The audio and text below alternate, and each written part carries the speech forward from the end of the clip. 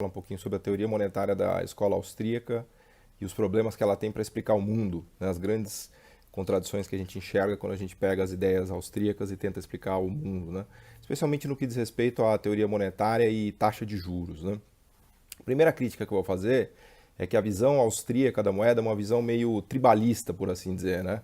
É uma visão meio primitiva no sentido de que a moeda serve para fazer trocas, né? Que é verdade, lá atrás, na economia tribal, as pessoas realmente começaram a usar a moeda para fazer trocas porque você não tinha aquela coincidência direta, né? Me faz lembrar até uma campanha do Estadão, né? Que você acha um cara na rua e fala assim, pô, você tá querendo alugar um apartamento, tal, eu tenho esse apartamento, não sei o quê, né? Que é a coincidência de desejos ou a coincidência de demandas, né? Então, numa sociedade simplista, de fato a moeda ela tem essa função de casar os desejos, né? Porque lembra da vila do Asterix, por exemplo. Tem o fulano que quer comprar peixe, tem um outro fulano que quer comprar móveis, tem outro fulano que quer comprar carne. Então não necessariamente você vai casar diretamente a demanda de um pelo outro. Então a moeda ela surge como um meio de troca nesta sociedade ou nesta tribo, porque ela facilita essas trocas entre essas pessoas, né? E lá atrás qualquer coisa podia ser moeda, bastava que as pessoas tivessem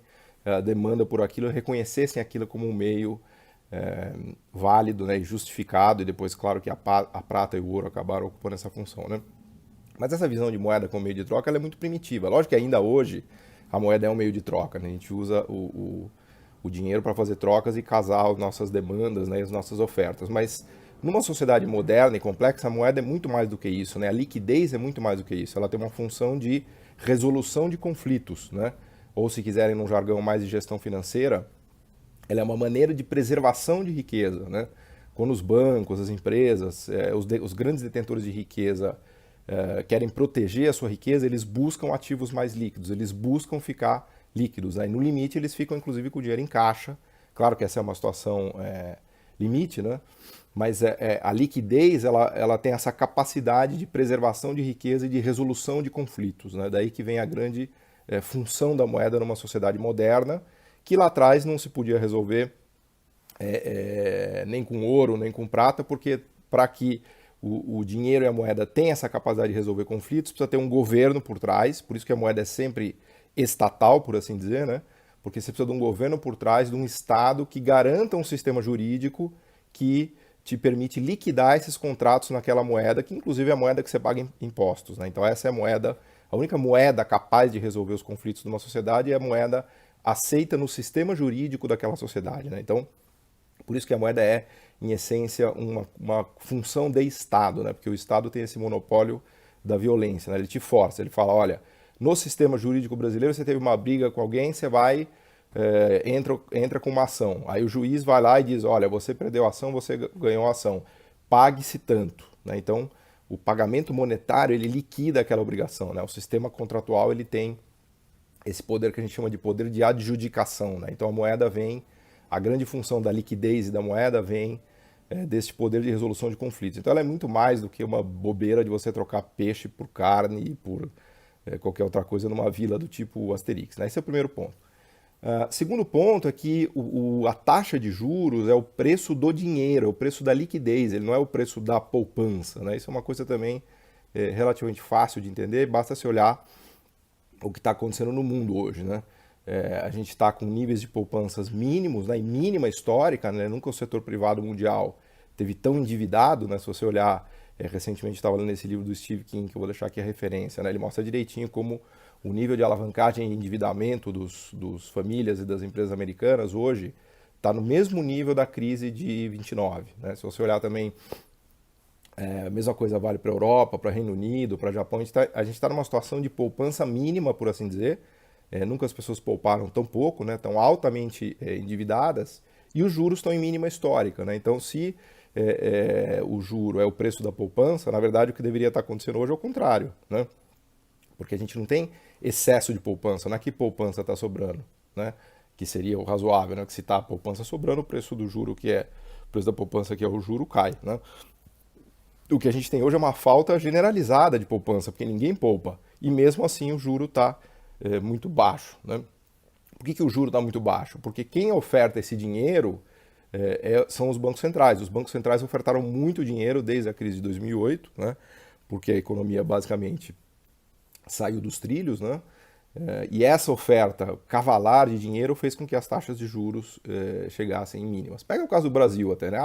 O problema do Brasil é a falta de poupança, que não é. Isso também é uma besteira que vários economistas falam por aí, inclusive os não austríacos, né? Pega o caso brasileiro, né? Nada mudou em relação ao nosso nível de poupança, só que o juro no Brasil agora está em mínima histórica, né? Como é que a gente explica que o juro está em mínima histórica no Brasil? A gente explica isso mostrando que o Banco Central brasileiro reduziu muito a taxa de juros colocando moeda por conta da inflação baixa, né? Porque o Brasil está numa crise desgraçada, né? A gente não cresce, não tem pressão inflacionária, o mercado de trabalho está muito desaquecido, então o Banco Central está cortando juros para tentar estimular a economia brasileira, né?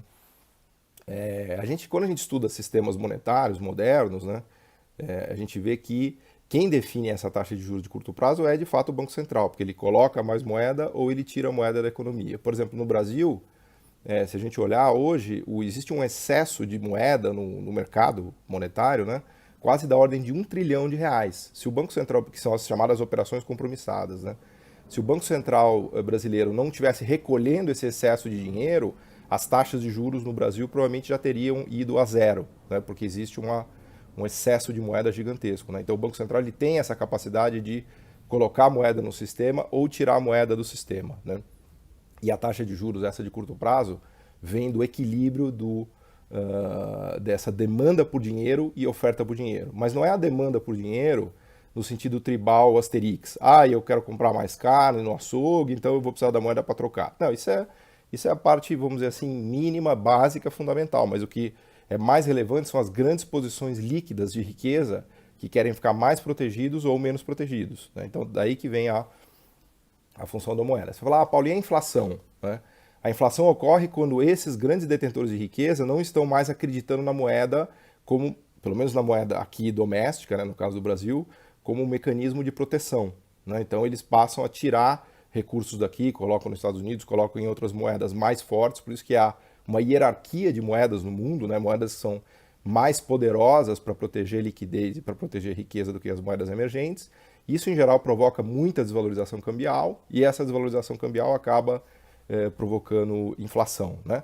E os próprios agentes, vamos dizer assim, no dia a dia, começam também a demandar menos moeda e os preços começam a subir porque a moeda perde a credibilidade no sentido de manter poder de compra, né? Então isso realmente é um problema, né? Especialmente nos países emergentes, em que a moeda vai perdendo credibilidade como forma de preservação de riqueza e como forma de meio de troca confiável, né? E aí os governos estão numa situação delicada, eles começam a ficar numa situação complicada porque eles perdem essa capacidade de fornecer essa liquidez que o sistema necessita para operar, né? É importante dizer que o sistema capitalista ele é um sistema poderoso, que tem muita escala, que tem estoques de riqueza gigantescos, né? Ele não é uma vila do Asterix e do Obelix. Então, um pouco a minha sensação é que a escola austríaca estuda a economia como se fosse uma vila do Asterix, né?